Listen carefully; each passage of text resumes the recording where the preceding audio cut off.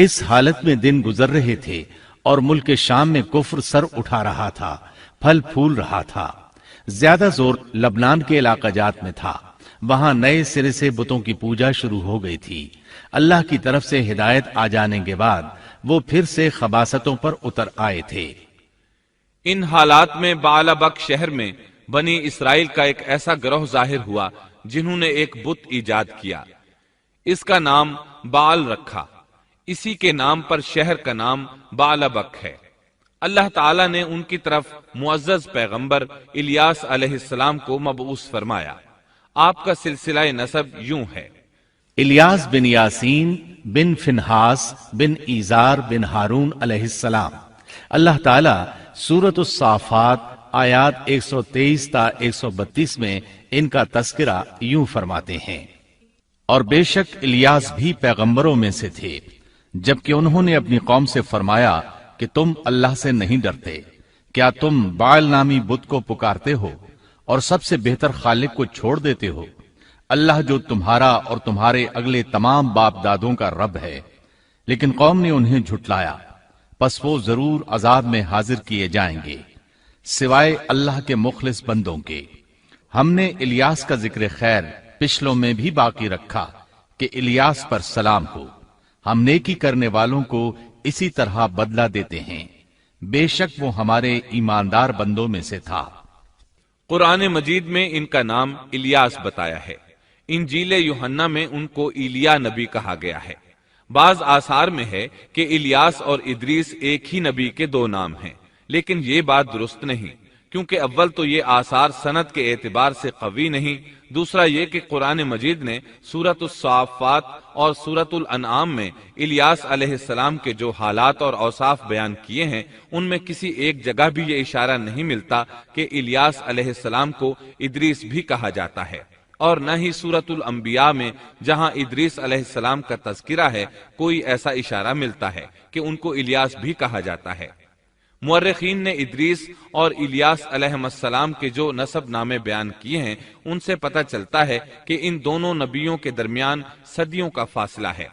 لہٰذا اگر یہ ایک ہی نبی کے دو نام ہوتے تو قرآن مجید ضرور اس کی طرف اشارہ کرتا اور مورخین بھی اس کی کوئی وجہ بیان کرتے۔ مفسرین اور مورخین کا اتفاق ہے کہ الیاس علیہ السلام شام کے باشندوں کی ہدایت کے لیے بھیجے گئے تھے، اور مشہور شہر بعلبک ان کی رسالت و تبلیغ کا مرکز تھا۔ الیاس علیہ السلام کی قوم مشہور بت بعل کی پرستار تھی اور توحید سے بیزار اور شرک و کفر میں مبتلا تھی۔ اللہ کے برگزیدہ رسول الیاس علیہ السلام نے ان کو سمجھایا اور راہ ہدایت انہیں دکھائی، اور بت پرستی کے خلاف انہیں واعظ و نصیحت کی اور خالص توحید کی جانب انہیں بلایا۔ کتب تفاسیر میں ہے کہ بعل نامی بت سونے کا تھا اور اس کا قد 20 گز تھا، اور اس کے 4 منہ تھے، اور اس کی خدمت پر 400 خادم مقرر تھے۔ الیاس علیہ السلام کے زمانے میں یمن اور شام کا محبوب دیوتا یہی بت تھا، اور بعض مورخین کا خیال ہے کہ حجاز کا مشہور بت حبل بھی یہی بعل تھا۔ سورۃ الانعام میں الیاس علیہ السلام کا جن آیات کے اندر ذکر آیا ہے وہ نوح اور ابراہیم علیہ السلام کی اولاد اور ان کی نسل کے انبیاء و رسل کی ایک مختصر فہرست ہے۔ اللہ تعالیٰ سورۃ الانعام آیت 84 تا 86 میں فرماتے ہیں: اور ہم نے ان کو اسحاق دیا اور یعقوب، ہر ایک کو ہم نے ہدایت کی، اور پہلے زمانے میں ہم نے نوح کو ہدایت کی، اور ان کی اولاد میں سے داؤد کو اور سلیمان کو اور ایوب کو اور یوسف کو اور موسیٰ کو اور ہارون کو، اور اسی طرح ہم نیک کام کرنے والوں کو جزا دیا کرتے ہیں، اور نیز زکریا کو اور یحییٰ کو اور عیسیٰ کو اور الیاس کو، یہ سب نیک لوگوں میں سے تھے، اور نیز اسماعیل کو اور یسع کو اور یونس کو اور لوط کو، اور ان میں سے ہر ایک کو تمام جہان والوں پر ہم نے فضیلت دی۔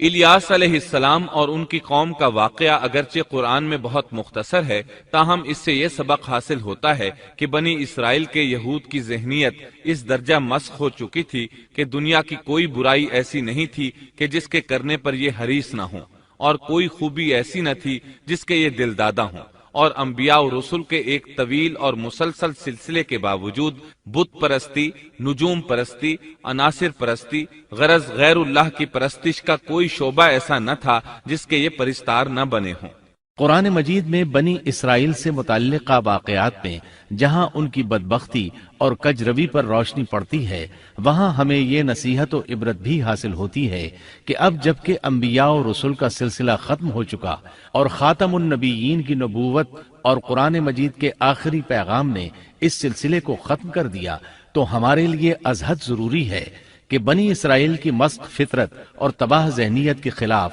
احکام الہی کو مضبوطی سے پکڑیں اور ان میں ہیلہ سازی اور ٹیڑھ پن سے کام نہ لیں، ان کی خلاف ورزی کی جرات نہ کریں،